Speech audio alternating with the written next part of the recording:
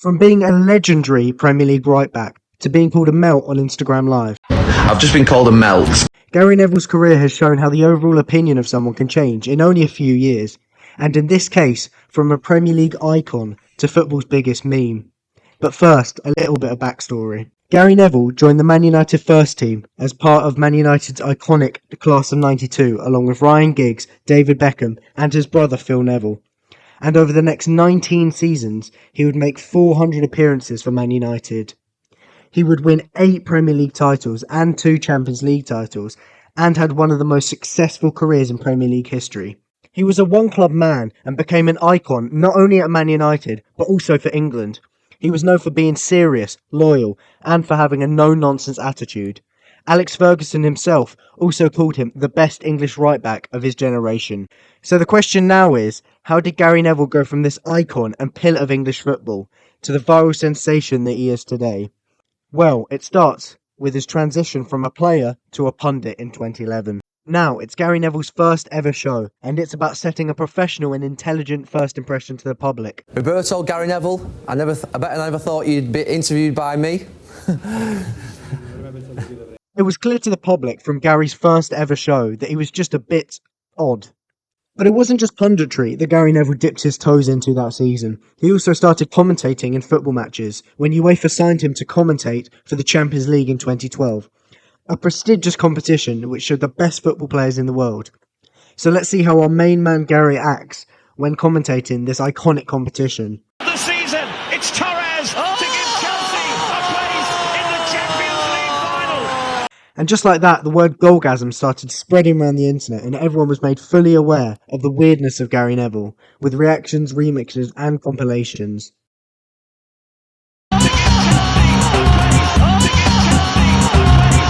And this is really the main reason of why Gary Neville is the viral laughing target he is today, and it's because of just how the public view him. And no example of this is more effective than in 2016 when Gary was prank called by a school teenager, which gave the internet vintage Gary Neville. Tell me, who started passing my number around your school? Apparently, I'm being told now, yeah, that Tony Adams' son. Shut up, you fucking dick. And looking at the comments from the video alone, you can start to see how we went from a respected Premier League legend to someone who the internet loved to make fun of. And just to add to this, Gary Neville certainly isn't helped by the club he supports, Manchester United, where he has the tough role of defending Man United when they've played some of their worst football. The main example everyone remembers is 7-0 against Liverpool, but this and other matches is why Gary Neville has had argument after argument after argument with almost every pundit, usually gaining millions of views. It's his intense and serious character as his beloved team are getting smashed that makes it even funnier to the internet. Now, up until this point, there is still one area of Gary's career after being a player that we haven't even touched upon yet. And by this, I'm talking about his now infamous spell as the manager of Valencia in Spain. Now, he decided to take his talents to Spain. Why? Because nothing shows managerial excellence like turning up for your first position, not speaking the language, never played in the league, and joining a team literally on fire. And so in 2015, a hopeful Gary Neville arrived in Valencia, greeted by the locals with crates and crates of oranges.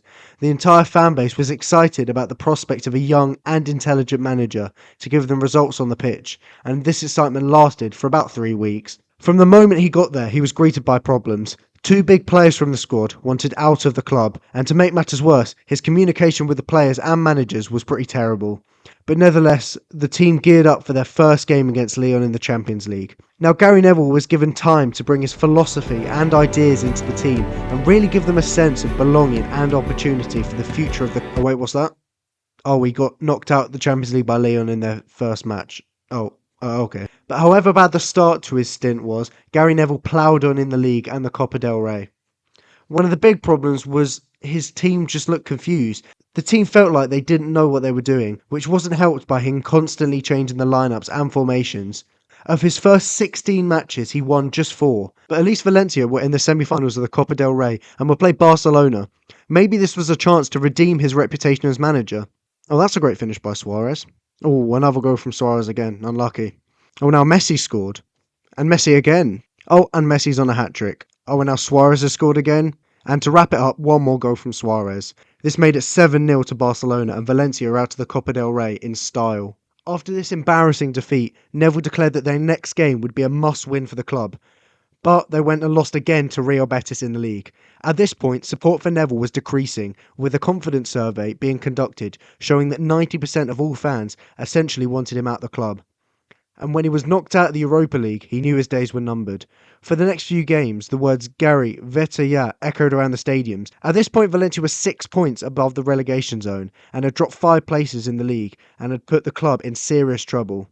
And although Gary insisted on staying permanently, club owner Peter Lim had had enough and fired Gary Neville in March of 2015. In just 4 months, Gary had arrived, spoke some awful Spanish to his team, and got fired with a win rate of 35%. About rounds up all of Gary Neville's time as manager.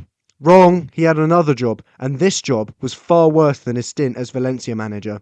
In 2012, England hired one Roy Hodgson to be permanent manager, and guess who Hodgson hired as his right-hand man for the foreseeable future at England? David Beckham. No, I'm joking, it's Gary Neville. He starts his career by producing some pretty poor results. Firstly, where England made the quarter-finals of the Euros in 2012, before being knocked out by Italy, and crashing out of the group stage in the 2014 South Africa World Cup. After a brief and embarrassing holiday in Valencia, he travelled to France with England for the 2016 Euros. England narrowly got through the group stage and will play Iceland in the round of 16. And for those of you that have maybe forgot this game, let me give you a quick refresher. Well, that was the worst performance I've ever seen from an England team. When you boil it right down, Mark, that second half was embarrassing, man. England are And guess who this game was under the watchful eye of?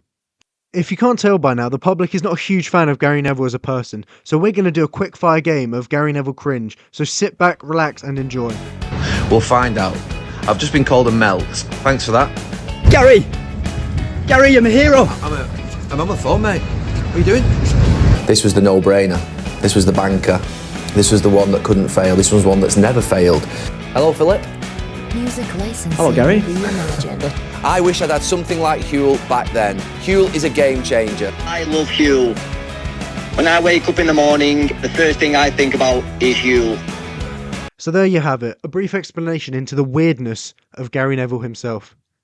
Hope you enjoyed, see ya.